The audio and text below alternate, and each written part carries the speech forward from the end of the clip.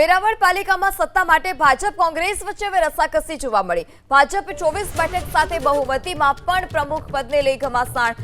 કોંગ્રેસના તમામ 20 નગરસેવકો અકબંધ। કોંગ્રેસ ધારાસભ્ય વિમલ ચુડાસમાએ ગત રાત્રિના યોજી અગત્યની બેઠક। ભાજપના આંતરિક જૂથવાદ કોંગ્રેસ માટે સાબિત થશે જેકપોટ। ભાજપના જ કેટલાક લોકો સંપર્કમાં હોવાનો કોંગ્રેસનો દાવો છે, તો ભાજપ પાસે સ્પષ્ટ બહુમત છતાં પ્રમુખ પદને લઈ સસ્પેન્સ। તો પ્રમુખ પદનું નામ છેલ્લી ઘડીએ જાહેર થાય તેવી રણનીતિ ઘડાઈ।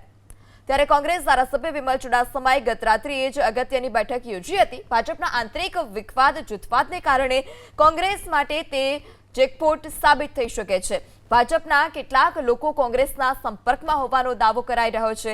ભાજપ અને કોંગ્રેસ વચ્ચે આ રસાકસી ભર્યો માહોલ છે।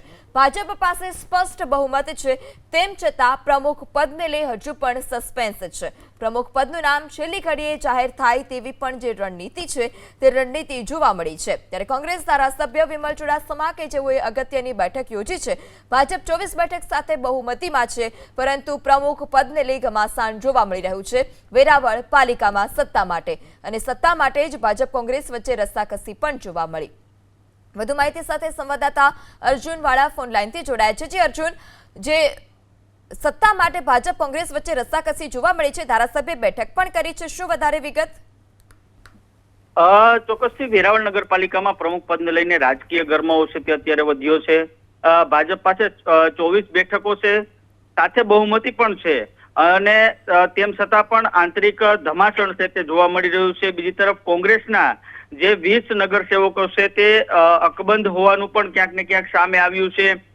ગત રાત્રે કોંગ્રેસના ધારાસભ્ય વિમલ ચુડાસમા દ્વારા ખાનગી રિસોર્ટની અંદર કોંગ્રેસી નગરસેવકો સાથે એક બેઠક પણ યોજાઈ હતી, જેમાં આગામી રણનીતિ અંગે ચર્ચા પણ કરવામાં આવી હતી। ભાજપના કેટલાક અસંતુષ્ટ સભ્યો છે તે કોંગ્રેસના સંપર્કમાં હોવાની પણ ચર્ચા અત્યારે ઉઠી છે।